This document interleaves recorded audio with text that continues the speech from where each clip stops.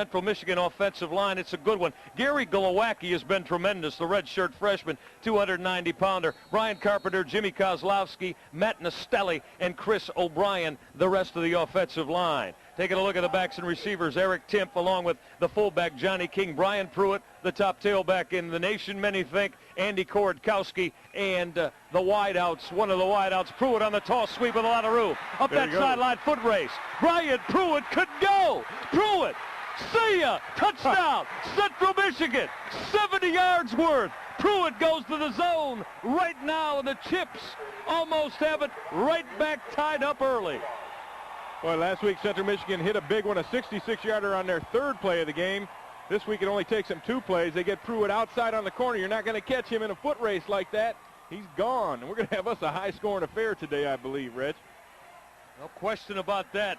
20th touchdown now in his season here at Central Michigan for Brian Pruitt. That's number 30 in his career. The man who averages 175 yards per contest. Yeah, Brian Pruitt for Heisman. We talked about that early. Why not? The man's a leading rusher in the country. Showing you why there. Brad Blasey on to add the PAT. Knock it dead center. You ready for an offensive show? These are the 2 highest scoring teams in the MAC. They're showing you why. Don't go away. Brian Pruitt got to the outside, burned BG for 70 to the zone. We'll be right back to Doyd Perry Stadium.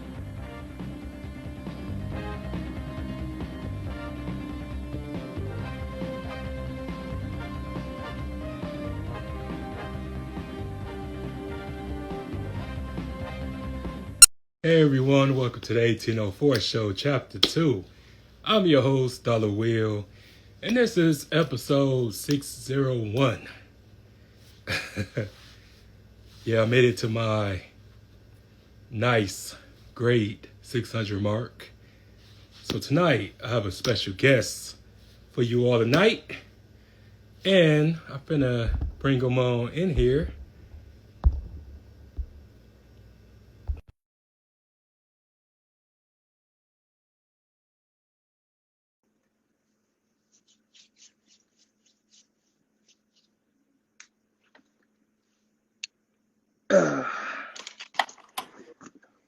Hey, how you Hey, doing, Will?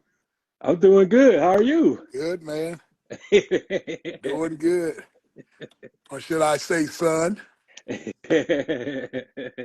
Yes, sir. Yes, sir. Man, it's really an honor.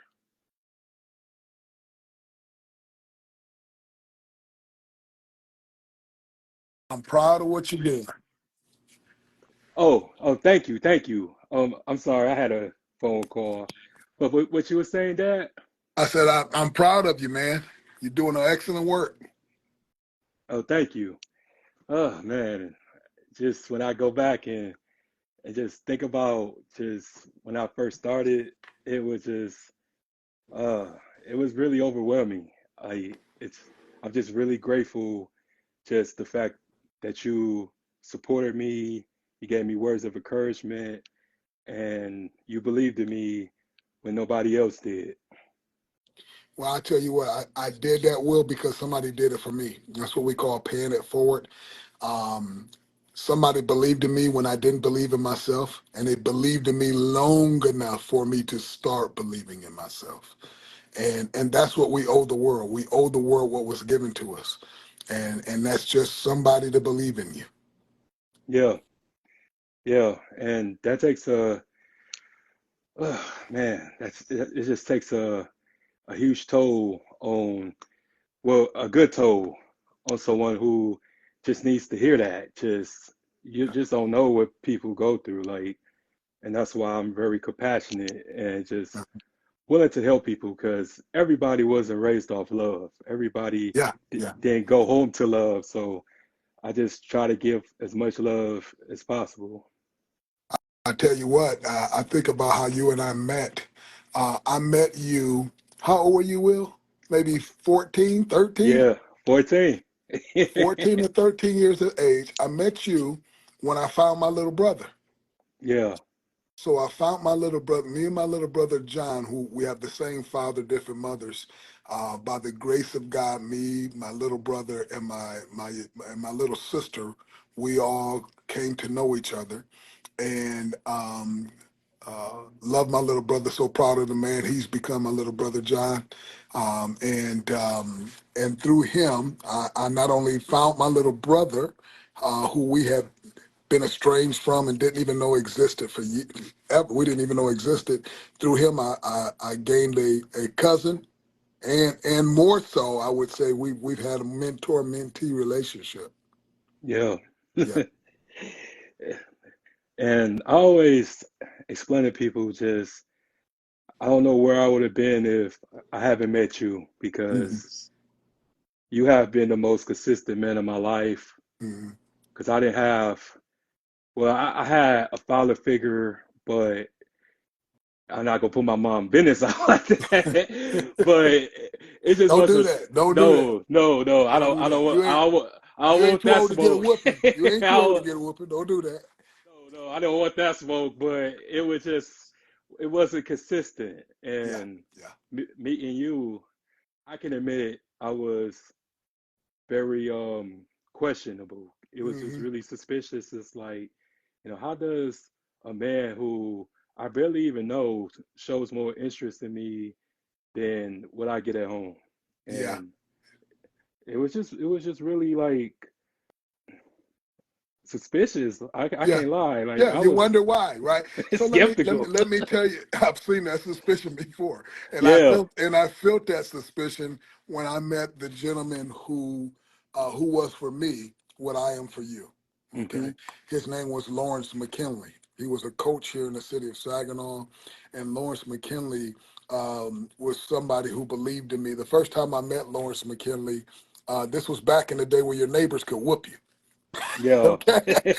This was back in the day when your mama sent you next door to go buy some sugar and some flour. I don't know if any of your followers and your fans know anything about that. This is back in the day when you walked around with a radio on your shoulder and you hit two buttons for the cassette tape to play. Okay. Yeah. You don't know nothing about that. You're young. Okay. But literally I had stole money from my mom, and this gentleman had discovered that this group of kids was, we had a bunch of stuff we shouldn't have had. And when he found out who I was, he later whooped me in front of these kids. And I was like, who is this old man? Then he took me to my mama house, which I was shocked to find out he knew. And then my mama whooped me. Okay, so I got two whoopings. It was one of them two whooping bad decisions. Oh Okay. man. Yeah. This was back in the day where your neighbors could do that. But he became one of the greatest mentors of my life. Okay. His name was Coach Lawrence McKinley at Heaven Ridge Elementary School. I went out for the basketball team, and that gentleman saw something great inside of me. When I went off to college to become an All-American football player, that gentleman was still with me. Okay. When I went into the Hall of Fame at Central Michigan, he was there. When I entered into the 1995 NFL draft, he was there. And when he passed away, my last conversation with him was, and this was our last conversation. But he said, I said to him, I said, man, I thank you for everything you did for me. I wish I could pay you back. And he says, you can and you will. And the best way for you to pay me back is to do for others what I did for you.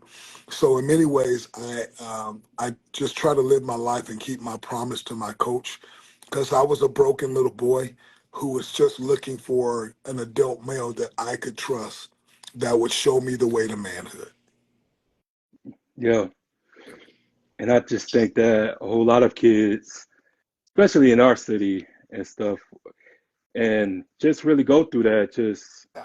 the lack of identity. Because I don't care what they say, a father is needed. A father is more Right. important. It's very important. It Yeah. plays the same dynamic. And nowadays, it's just people just not being responsible and not finding stability Yeah. in the bloodline. And just recently, we, when I say we, me and John looked up our Hmm. family history, and Uh-huh. we were just finding out all these different relatives and our ancestors, and it was just really just empowering Yeah. knowing that we don't come from filth. We actually come from greatness. We come There from you people go. that actually done Yeah, things. So yeah, yeah. it is just really just a difficult research if you don't have, I would say, both parents in the household, because you got to Right. go and locate your father or your sperm donor nowadays, Yeah, and you got to find out and piece missing clues together. right. And luckily, I would say from my mother that she made sure we all had the same father, regardless of how they deny it. But Yeah, yeah. we all had the same father, so it was a lot easier. But just knowing Mhm. that where I came from just gave me just a newfound respect for my last name. That's right. I think you talk about John. John is, for those who are online with us here, John is my little brother, Hmm. who's grown up to be a great man, okay, and a phenomenal person. Great dad, great Absolutely. husband. Just, I'm so proud of who he's become. He's also grown up to become what I would say the historian Yeah. of our family. I know more about, at 50, I know now more about my father's side of the family, and it's majorly got to do with the work that John has done, and the information he's been able to share with us. I'm excited to be able to add to that information. I just recently got some information where I can submit some of my DNA and find out where our people are from. We know they're from Africa, but where in Africa, and and literally to what tribe. Hmm. So by the time I'm done with this process, I will be able to add that information to what John has already done the research on, which has been absolutely tremendous. And it does. It helps you with your identity. It lets Yeah. you know. It lets you know who you are. And if you like it, then wear it proudly. If you don't like where you come from, then rewrite the chapter. Be the chapter. Be the book. Live the life. Leave the legacy that you would have wanted left for you. Yeah. And that's how I live my life, is Yes. because I remember you telling me, because I just remember when I was in that dark place, and whenever we would see each other, because we used to work together Yeah, and yeah, stuff. yeah, So when we would ever see each other, I never wanted you to see me like broken or yeah, defeated, because yeah, I hid that for many years, uh, and I'm pretty sure that you can relate to it, yeah, because everyone expects you to be strong all the time and be positive, right, and they don't understand that you human too. yeah, You yeah, have feelings, and you go through hurdles, you go through despair and stuff like that, yeah, because you're the one that holds everybody together. right. And it was just really tough, and just my circumstances, being young at the time, being Hmm. 27 years Hmm. old, Hmm. like I literally watched my entire world crumble in front of me, but it didn't get destroyed, but it's just everything that I knew was gone. So I Yeah, had to come up with the makeup and just really um, deliver this particular role as the only son, which I never have been in my life. And right. It's a strange journey, I tell you. And here's the thing: you said something that so many men feel. Will, you said that you didn't want me to see you broken, and I no. gotta be I gotta be honest with you. Two things. Um, I personally, as a mentor to you, Hmm. I wanted you to know, and I want you to know, it's okay if I see you broken. What I know at 50 is this: when I was your age, I didn't want men to see me broken either. I didn't want my wife to see me broken, anything. But at 50, what I know now is my safety net. Question is this: as a man, do I have a male mentor in my life where I can go and be broken that day? And they won't judge me. They know I'm bigger, faster, and stronger than this moment, but I'm also human. So I'm just broken. I'm just broken today. I'm just broken in this season. And so that's your trusted advisor. That's your trusted mentor. That's the person who's not going to look at you the rest of your life the way you are in this moment. That's not fair to any man. right? Because the Hmm. truth is men have broken moments. And the worst thing about any broken moment is if you have nobody to go to. And I knew that for you, okay? Because I've been a broken man who struggled to find people at times to go to. The blessing is when I found the right men to go through, I found out that the broken moments didn't have to break me, okay? I can go through trauma and I didn't have to necessarily be traumatized. And so that's the importance of men having, in particular, young men having men in their life. So I got involved with young men for that reason. I wanted to help young men avoid the pain that I knew I had went through myself. And and it's just like was really rewarding. Mhm. Just when we was in your office that day, and you just asked me what was wrong, Yeah, yeah. and I really needed that, and just really just say like I feel so alone and Hmm. I don't know what to do. Yeah, And usually I always knew what to do yeah, when because like when I would call you and stuff like that and yeah, tell you, oh, I got put out the house, but I'm going to this friend's house, yeah, or I had this happen to me, or I'm going to do this. So I always had a plan, but at that particular moment, I never even knew what to do or how to do it, or just because everybody was making it illegal for me to just have feelings hmm, and stuff like that. And I just needed someone to listen to me yeah. because listening is a whole lot different than hearing because Right. when people hear they make their own like suggestions Yeah, and throw in inputs and give unwanted advice, but I didn't ask for your advice. I just right, asked right. for you to listen to me Yeah, because yeah, I'm down. But I just remember you telling me like you have a long life ahead of you, and do you want this to be the last chapter in your life? And you want people to say, oh man, Will was so strong, but this is all Will did. yeah, yeah. So for that, it was like you ignited a fire inside me. Well, look what it's done. Here's the greatest thing you can do with anything a mentor ever shares with you. Hmm. Live it. The greatest honor you can give to any mentor is to live what they share with you. The worst thing that can happen with any mentor, and the best way to waste their time is to ask them questions that you know you're not going to follow through with when they give you information or wisdom.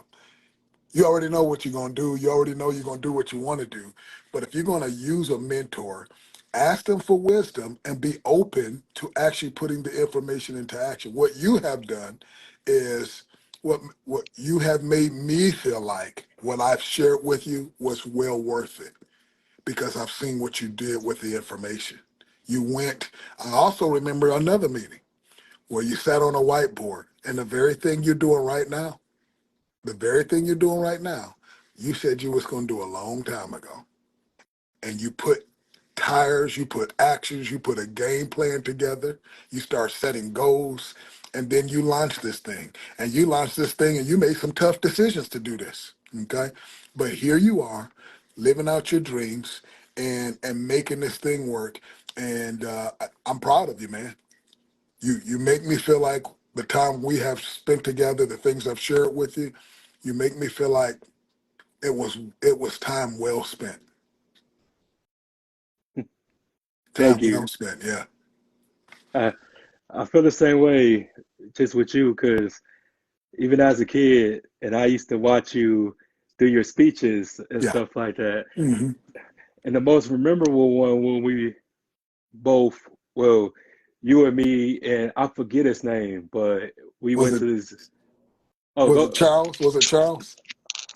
It was well, he was white, but Oh, Evan. It was Evan. yeah, yeah, Uh-huh. Evan, yeah.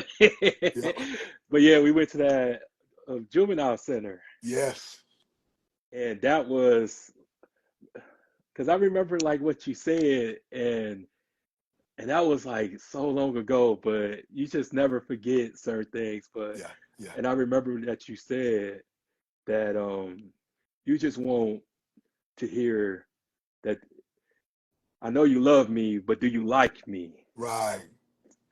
And that really got to me because I have never really felt like anyone liked me Yeah, enough to get to know me yeah. because they never really saw this coming from me. Mm-hmm, mm-hmm. But it was in me. But you know how you have to experience tragedy before you experience triumph. Right. It's good. And I Wait a had minute. to Wait, I get gotta write that. that down. That was good. I'll put that in my next motivation, my next speech. I got it, my next motivational speech right there. There you go. That's good, brother. But it was just like how you just command a room. Hmm. And even before I knew that I could do that, I always wanted to have just that type of authenticity, Hmm. Hmm. just to be able to tell the truth and don't be afraid of the outcome or the Right. Yeah. repercussions. Yeah. And Yeah.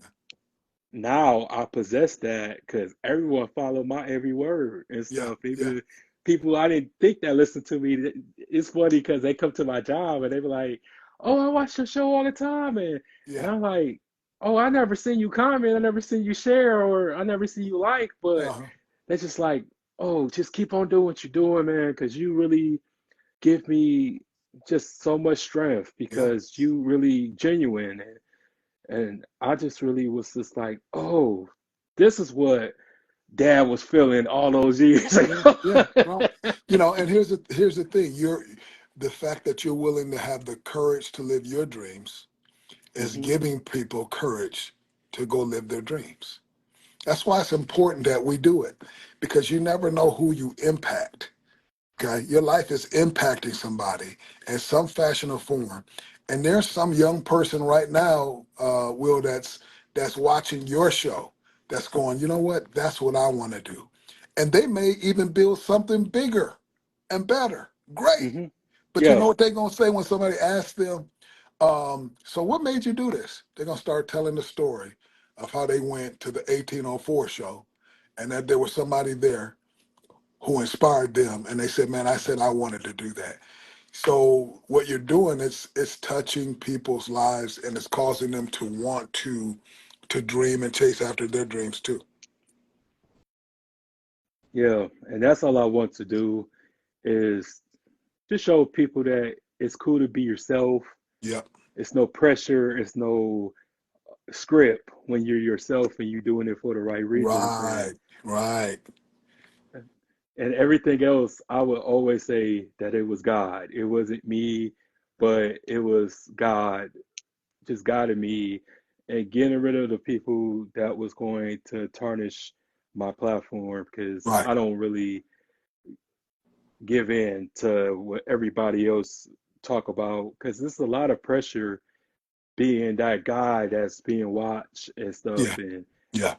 I didn't even expect me to be that powerful until I would say after the 300 episode, that's when Uh-huh. I was the big man on campus, but I always just kept the objective Yeah. of just unmasking the depression Yeah. part because it's different, man. I thought I was depressed all those years, but Yeah. I didn't think that it was going to just be one of those things that you feel like you're in a hole Hmm. and Hmm. you around a whole bunch of people, but you Yeah. in solitary Yeah. confinement in That's your right. Right. mind. Right. You could be in a crowd and be alone, literally. Yeah. And it's a scary thing if you're not detecting it or if you're not getting help or if you're not having an outlet. And Yeah. that's why I encourage people to change your routine around because Hmm. when you still doing the same stuff every day, your mind begin to wander off Yeah. things that you shouldn't be thinking about. Yep. Yep. And that's why I always have multiple hobbies. I learn new things now, Hmm. and I always just try to bring different people along. Yeah, yeah, And, and it's funny because they like, oh, you so comfortable on camera, and I'm not, because you yeah, really find out people shy and people have anxiety being on this camera, but yeah. I They do. still get nervous. I still get nervous, But but I realize, oh, let go me tell ahead. you what let me tell you what you do well though. Um, I want people out there to know this. For those who have never met Will, Hmm. what you see is what you get. Yeah. What you see with him on this show is literally who he is. So Hmm. what you do Will, is this. You are you are a compassionate giant of a man. Okay, you're a giant man. But you have the biggest heart in the world. You have a compassion for people. You're a trustworthy person. You always want what's best for someone else. Um, and you're transparent. And that comes through what you do. And that makes people feel right at home. So you're just being you on this show. And nobody in the world can beat you at being you. Yeah, thank you, Dad. Yeah. And I want to ask you about when you was playing football and Yeah. stuff, Yeah, man. because you a jack of all trades. So, when you was playing football and Yeah. stuff, like, was it like a motive? Like, I know you was, scoring touchdowns and Yeah. gaining Yeah. yards, of course, but just watching just a whole lot of athletes interviews and stuff, like they play with anger and stuff Yeah. like that. Yeah. Eh, Yeah. So was it like you was playing angry or you was playing like just fearless type thing? Both. That's an excellent question. See, that's a gift right there. All right. That's an excellent question. Hmm. I would say both. There was a season in my life I played angry. I was fueled by anger. That anger came from the fact that I grew up without my father. Um, I let all of that rage and all of that anger out on football fields and on other people. Okay. And the scary part about it is people applauded me for letting that anger out. It made us great. Okay. It put me in the end zone a lot. But my motive was I thought if I got big enough and if I got in the newspaper enough and I got on television enough, that somewhere out there my father would see what he was missing, his son, and that it would cause him to want to come back and get involved in my life. And the truth is man, I couldn't score enough touchdowns. you know, I mean, I couldn't score enough touchdowns to bring him home. And I had to come to that conclusion as a young man. Um, but it made me play with anger. Um, by the time I was in college, my fuel changed. I call my anger my unleaded fuel. It's cheap gas. That's what Hmm. anger is. It works. You can drive all you can drive forever on unleaded gas. Okay. Um, it was in my 20s that I started using premium gas. Let me tell you what premium gas was. I had learned to forgive my father for the things that he had done and the things he didn't do. Um, so I changed what motivated me in life. I was no longer being driven by the anger that I had towards my father. I started being driven by the love that I had for my father, God. Hmm. He became my father, and I wanted to make him proud. This wasn't about my dad no more. This was about my father, God. And now I was running on premium gas. It changed me. It changed the way I played the game, and it brought a joy to football for me. Instead of being so angry out there, and I was good angry, but I became great when I began to play with joy. And that joy took me to the second leading rusher in the country. I battled it out my senior year with the Heisman Trophy candidate Rashawn Salam for first and second nation's leading rushers. I became an All-American in college. and then I entered into the NFL draft as all Americans do. But just to make sure that I've answered your question, it was both. For a moment, it was anger, and then it became joy because out of forgiveness. And I would say this: one was like driving a car on unleaded gas, and the other one was like putting premium gas in there. It took me a lot further. And to be honest with you, Dad, I'm grateful that you didn't go into the draft as far as like playing football, Yeah, because God had other plans for you. yeah, He allowed you to experience all of that, yep, but He also said, "Well, I'll let you experience the taste of that, but here's a bigger meal for you. You're going to meet kids like myself." yeah, yeah, And that's was just a great feeling because I always just remind people that we get cheered for being angry. We like popular. right, We become great off our pain and stuff like that. yeah, yeah, And I just do my best now to turn that pain to production instead yeah. of destruction. That's good, boy. Ooh, And ooh, and you sure you ain't driving around speaking? What's going? I love it. That's yeah, good. That's but good. it What a just when people just really fail to realize that it was a whole lot of work yeah, just to be who you are today, right. and they just think that this come overnight. And Yeah, yeah, I just want to just this life so badly to the point that I couldn't keep certain people around me, yeah. and I always had this problem with saying no Hmm. because I don't want to hurt nobody's feelings and this Yeah. and that. But I'm at this point now that every weed can go, every weed, Yeah, and yeah, I'm not going to apologize for it because this is my life. This is my legacy, and yeah. I'm the alpha and the omega of my life. And Right, right. but I'm grateful what you taught me and stuff. And I mean you well, Hmm. but you just gonna have to watch me from afar Right. because it just hurts when you always have this thing of trying to save everybody, but you can't save everybody. That's right. You can't. You can't. You got to leave. Some people are in your life for a season. Some Hmm. people are in your life for a reason. Right. Okay, and so we got to know who that is. That's very important. I think about my football career, William, and how it ended very abruptly. Second leading rusher in the country, battling it out for the nation's leading rusher against the Heisman Trophy winner. Enter into the NFL draft. They discover issues with my spinal cord. I'm a second round draft pick, and overnight, my life changes.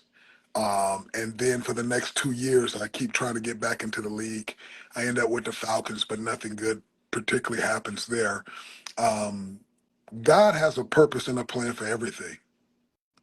I feel like I am playing in the NFL, the National Fatherhood League. Ah, that was good. That's what I'm. And that's the thing. I am playing in the NFL. Yeah. I'm just playing on the biggest field and the one that really matters. I'm fathering my 4 kids, and I'm trying to be a father to other young men who did not have one, so that they can grow up and have what they truly desire. They want to grow up and have families and be great dads too. But if dad wasn't there, they just don't have the tools, right? So Hmm. what I try to let young men know is this: you can win, you just need the right tools, and you don't have to repeat your father's mistakes. You can be the new chapter. You can be the next chapter. You can do this thing right. As long as you got a pulse, you got an opportunity and to change this thing. So that's what I try to live my life for. So I agree with you. I look back and I go, are there days that I wish that that would have worked out differently? Sure, but at the end of the day, when I look at the young men's lives, such as yourself, that we've been able to touch, because of the change of direction that happened in my life. It humbles me. I'm almost amazed that the little boy, and it gets me emotional, the little boy who, man, I just couldn't figure it out. I just couldn't. Um, Manhood's weird and it's wild and it has a lot of twists and turns to it. And to be honest with you, as you know, it can be scary. If we just want to Yeah. really put it out there, men aren't going to say that, but the truth is it can be scary because you have to pretend like you know a bunch of stuff that you really don't know sometimes, just to try to keep just to try to keep up this image, right, of Hmm. manhood. But the truth is a lot of times, and particularly if we did not have dads, we don't know because nobody has ever really showed us. So we have a generation of men right now who have grown up without dads, but they're fathers now. They're adult men now. They're somebody's husband now. And the truth is we can't always tell our kids or our wife, mm, Oh man, yeah. we can't always tell them that because they have an expectation that you know. They have an expectation that you can lead this family to where it needs to go. And the truth is you don't always have the information. You don't know. And you constantly grow up, if you've grown up without a dad or a bad relationship with a father, you will constantly, as you age, find moments where there are gaps Hmm. of information that you lack. And then you begin to realize why you needed a dad, right? Because your dad is supposed to fill those gaps with information. So here I'm at 50, and my doctor's asking me, well, do you have any heart issues in your family, any history of cancer or any his? And on my mom's side, I can answer that question, but that doesn't mean I'm healthy. On my dad's side, I had to go, So even on on the medical side, you can't answer all the questions. There's gaps of information. And so this is why both parents are important, that you are supposed to be receiving information. You are supposed to be able to look at somebody and model their life and say, oh, this is how you love your wife. Oh, this is how you raise your children. Oh, this is how you chase your dreams. So you're becoming a model for other young men yourself, and they're watching you as a man, and they're watching how to chase their dreams. Well done. Well done. Thank you. Yeah. Yeah, because really, just my um, I would say my tension and all of this was just when my dad left for the second time, Hmm. and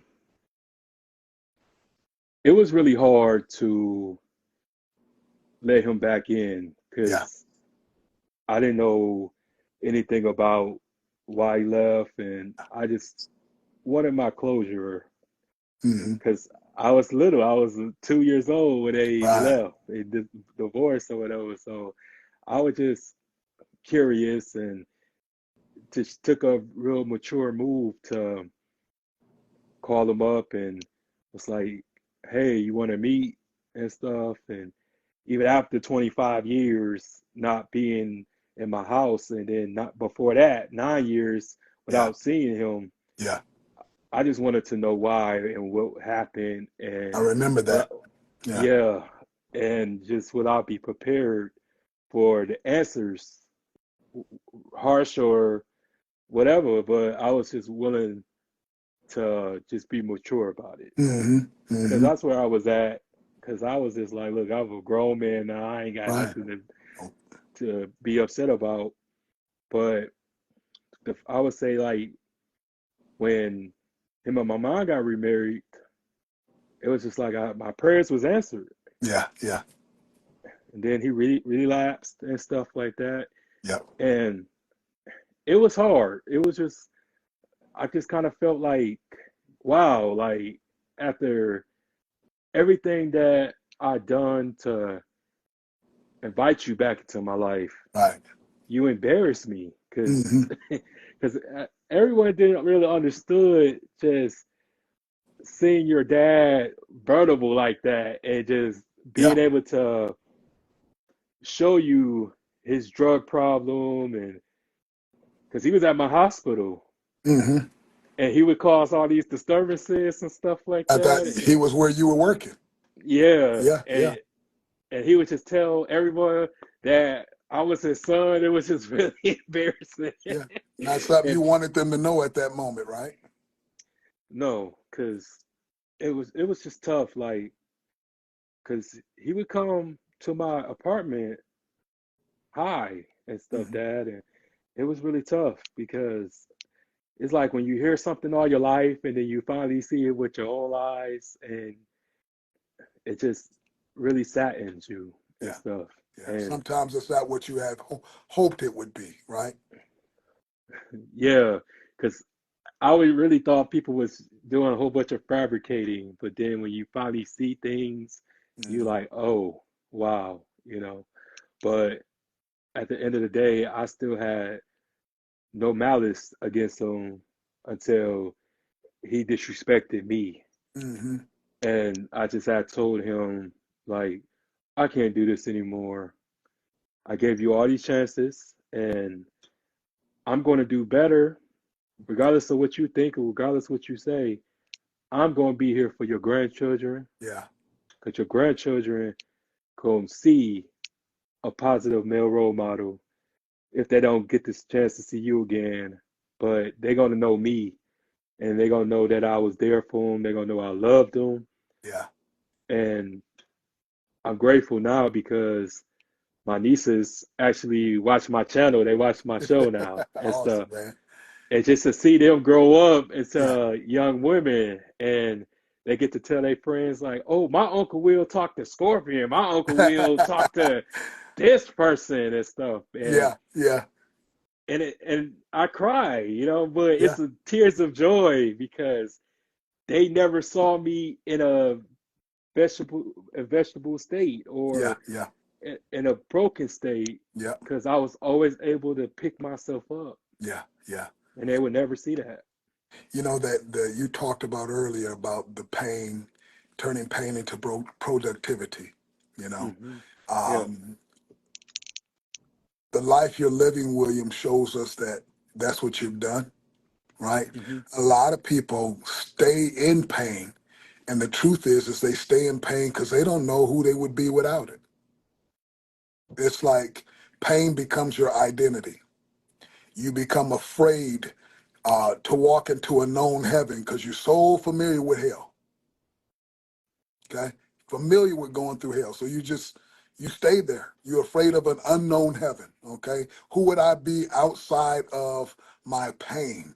If it's the thing that's driven you your whole life, and now you become an adult, walking to the place of healing becomes a scary thing. But the truth is if you don't walk to that place of healing, then you don't take pain. You don't take pain and become productive. You take pain and pass it on to another generation. Yeah.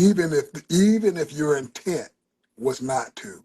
I mean, think about how many adults how many times, even as people who might hear this show, have made a promise to themselves as a kid like this. When I grow up, I'm never going to do that. When I grow up, I'm never going to be like that. When I grow up, I'm not going to treat my kids like that. When I grow up, I'm not going to be that type of man, that type of woman. And then they grew up and they failed to keep that promise to themselves. Why? Because you haven't been healed. And pain that is not dealt with always gets passed on. So in order for you to discover your true identity and who you really are so that you can be a blessing to the world, you got to get some healing. You got to discover who you are outside of that pain. That pain can make you to some extent, but eventually when you get healed, because that's what we're all striving for, when you get healed and you decide you're moving on with your life, who are you? And what we're seeing with you, William, you're bringing healing to people because you are being healed. What a Yeah. beautiful thing. What a beautiful thing. The opposite of that would be hurt people hurt other people. But Yeah. healed people heal other people. Yeah. And it took a lot of separation, Yeah. and And sometimes you have to go into the drawing board and Yeah, just really realize what accountability do I need to take in yeah, this pain? Because I learn it now as accountability. That's kryptonite to certain people I because like that. it's self-reflection and Yeah. I self-reflected a whole lot, just Mm-hmm. realizing that I needed to place boundaries Yeah, on certain people because I didn't protect myself yeah, because I left myself so open to the point that I didn't close a particular door or yeah, I didn't address certain things because I was just afraid to allow people to go. But now I'm just at this point now is you have to accept your part in the situation or the right. ordeal, and it's okay because next time. Because I just want everyone just to understand that gotta let people figure it out on their Right, own sometimes, right, right. and, and remember you was young once and stuff, Yeah, and yeah, and, and older people just you know always expect younger people like myself to be like, oh, you smart, you should know this. Like, no, I'm hmm, still learning the facts and the walk of life, yeah, as yeah, everybody else. But I always just had common sense to know what to do and what not to do. hmm, And I never really made any excuses to not want to be a success, even as a yeah, little kid, when I would have these long talks with you. yep. And it just was like, man, like he has a remarkable one track mind. So, but it just really amazed me just after more than 20 years, hmm, just to, just to see how both our lives planning out. right, Because I believe I met you at the age when I embarked at your age at the time. right. That was a really trying moment to see what will happen and what will I undergo. Yeah, But now it's just you at 50 and I'm at 35, uh, and it just remarkable that I went through something as far as like with my brother, with my stepdad and yeah, stuff. And what really touched me when you lost your father, yeah. you came to me and you was just like, wow, Will, I get it now. Right, right. Yeah, it's like, okay. And it was just like rewarding because everyone was just thinking I was so crazy at that Uh, time. yeah, And I wasn't. I was just walking in the field of the unknown. right. And Yep, but now, if something like that happened, at least I would have something to fall back on and stuff, and just really channel it and just really be able to identify it yeah. and stuff, so I can Mm, handle it a lot better. Because now I realize just the role that we play, that we right. are needed, and Yes, just we are. we and that we are strong people, we are strong individuals, and I'm grateful that you was able to teach me my value within not just within myself but with Hmm. others. Well, man, it's been my honor to do so. I think of when I told you, hey, well, now I get, I understand, Hmm. um, man, when my dad passed away, we didn't have a great relationship. We were estranged for years. Hmm. He did a lot of bad things, um, left a lot of hurt, a lot of pain. But in the end, by the grace of God, I was able to find my father and to forgive my father. And we made amends before he passed away. Um, but I got to say it, even now at 50, that happened when I was 48. Even now at 50, there I still have my moments where not where I'm angry, But fatherlessness brings about a little bit of confusion. Anybody Hmm. who's been there knows that. Okay.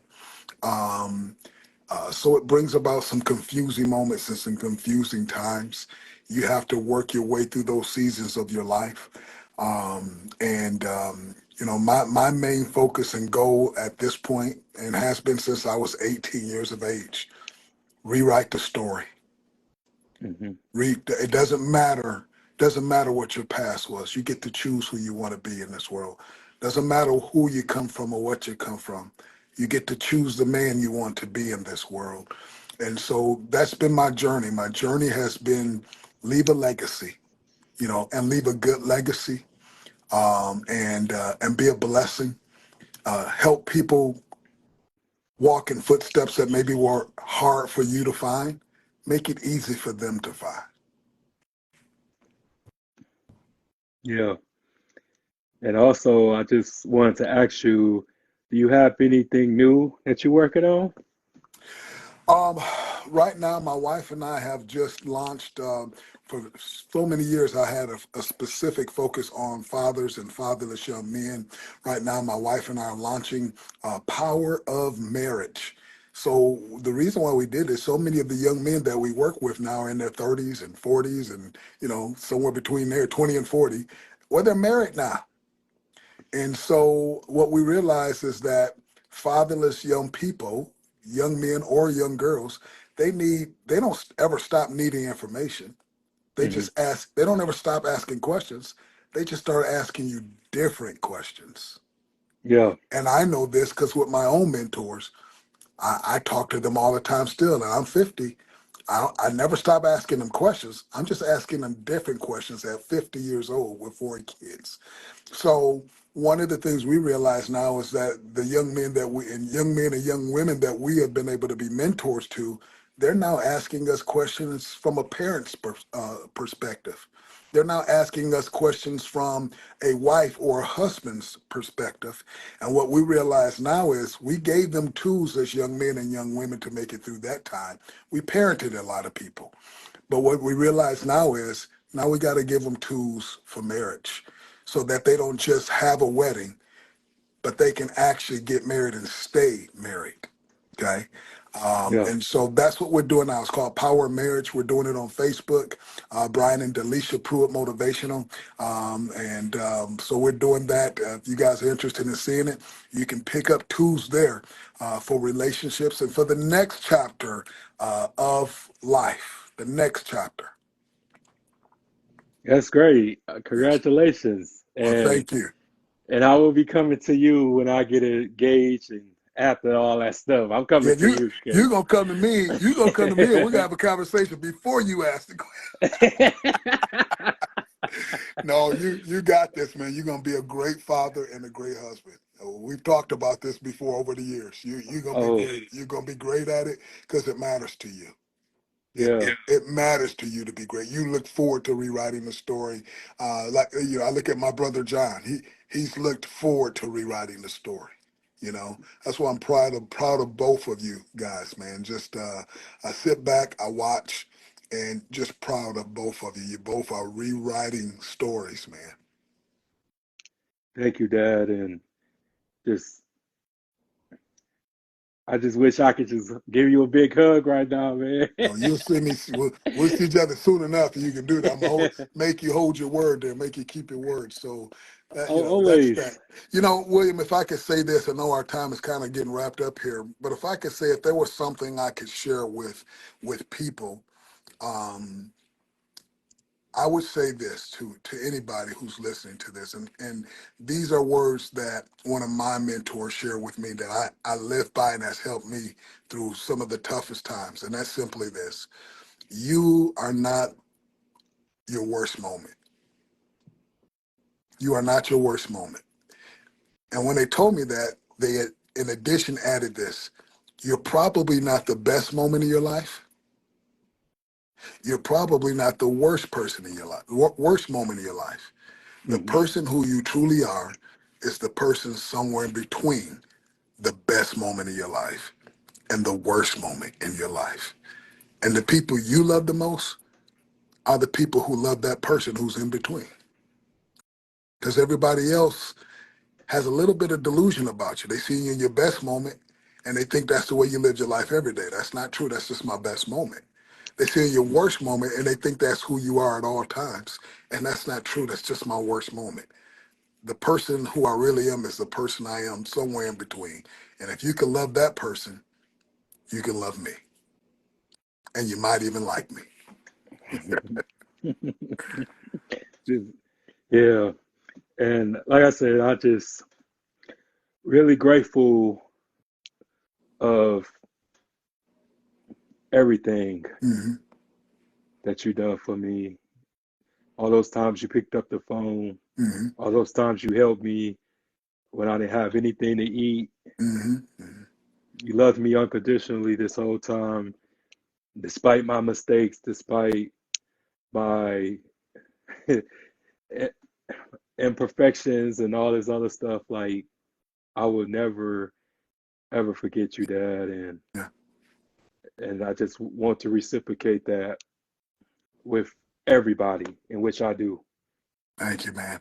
I love you, and you know I love you like a son. That is for sure. All right, Yeah, that's I refer to you. I I'm refer your to you as such. firstborn. I'm your firstborn. I So refer to you as such. Yeah, refer to you as such, man. I'm a blessed man. God has put a group of incredible young men in my life over the years, and to be able to watch you guys grow up and become productive men. When I know you should be burning buildings. yeah, I know these young. I know your story. I know the story of my brother John. I know other young men in this, this city or the country that we've been able to mentor. They should be burning buildings themselves. Their lives was just a burning building. But the truth is you have found a way to put fire out on the inside and reconstruct what was once burning down. And I tell you, man, it's a beautiful thing to watch what you young men have grown up to become and how you're giving back to our community. It tells us never give up on people. Sometimes they just need somebody to believe in them, and who knows that 13-year-old boy that I met named William, who was going through some things. He's the same guy I'm talking to now. This guy was inside of him. This guy right here was inside of that 13-year-old boy. It just took somebody to believe in it, believe in him, and wipe the dust and the dirt off and see the beauty of the art piece that was on the inside. thank you, Dad. I You know appreciate what? That was pretty good. Let me write that down for a second. it. Every now and then I say something really good. Yeah, it was. I swear, I'm trying to keep my composure over here. No, I am. I'm proud of you. So it's a blessing. And like I said, if I could say anything to those who are listening here, you're not your worst moment. You're not your best moment. You're somewhere in between. That's who you really are. And love the people who love that person, that person in between. And don't let your mind or others who catch you in your worst moment try to make you that for the rest of your life. That's not fair because everybody gonna have their worst moment. And don't fool yourself thinking you're your best moment. That's what pride seeps in. You know what the Bible says about that? Mhm. The fall comes Absolutely. next. so, Yeah, so, so be the person in between and get real comfortable with that person in between. And the way you do that is what you talked about. You did the work. You gotta do the work. So many people, they don't want to do the work. Scared to mhm. get in a room by themselves to get to know themselves. Because that means you might have to trade back through some trauma to get to know yourself. But I'm gonna tell you this, it's worth it. Yeah, It's worth it because there's a giant inside of you that you can't even get him out. You can't even go to that giant and become that giant until you take that journey. yeah, and I agree. And I feel like now I'm at my peak. I'm at my best, and it doesn't take away from anybody else's greatness. That's right. But I fought so many years to get to this point, and I'm not slowing down. I'm not Mhm. putting my foot on the pedal. A lot of people gonna have to catch up with me, and don't have to really explain my interior motive for Mhm. just got to catch up with me and just Right. really enjoy the journey because I have so much to do and I don't really feel like that I have a particular moment or a particular number to reach. I'm Yeah. just doing it because I'm in my element. I'm having Right. fun. And I Yep. just remember you telling us, even when we was doing our teenage thing, I forget Yeah. what it was called, but Yeah. Yeah. you, Kingdom but Shakers. yeah, Yeah. yeah. Kingdom. Yeah. But you would just always tell us to like why sky's the limit when it's footprints on the moon or Yeah. something. Yeah. Yeah. The sky's not the limit. How do we know it? Because there's footprints on the moon. Yeah. You remember That's that, our huh? limit. Yeah, that's always Yeah. stuck with me. Yeah. Yeah, that's it's not true. The sky is not the limit, and you're proving that, man. And that's what we want people who are under our voice listening tonight to know that hey, whatever you're dreaming of, make a plan and go get it. Make a plan and go get it. And then I would say this: be consistent as you're going to go get it, because you're gonna have some moments where you feel like you succeed. You're gonna have some moments where you feel like you fail, and the question in those moments where you feel like you're failing is not are you failing, but what are you learning? Is the question, because it's that learning part right there that's gonna make you great. Okay, I think too many people give up before they grow up. They give Yeah, up before they grow up. Their dream is trying to teach them something. It looks like failure, but it's really the lessons in that you're supposed to be learning. And often they take the lesson and they go, "Oh, I must not be good at this. Maybe I should stop chasing after my dream." No, you just got an education is what you got. You're asking yourself the wrong question. Did I fail? Is not the question. The question is, what did you learn? yeah. Now get up and let's try this again. Wax on, wax Wax off. off. But yeah, Dad, I just wanted to say thank you for coming on here. Yes. And like I said, this was really an honor and stuff. And Love you, you gotta man. come, and I love you too. You gotta come back and do a follow up. What did I you would love say? to. I would love to. You let me know when, man. We will come back. We will do a follow up. Anything to support you because you're changing the world, and I'm proud of you, son. I love you. Thank you, Dad. I love you too. All Have a good right, night. GBG, go be great. Thank you. You too. Yeah. Peace.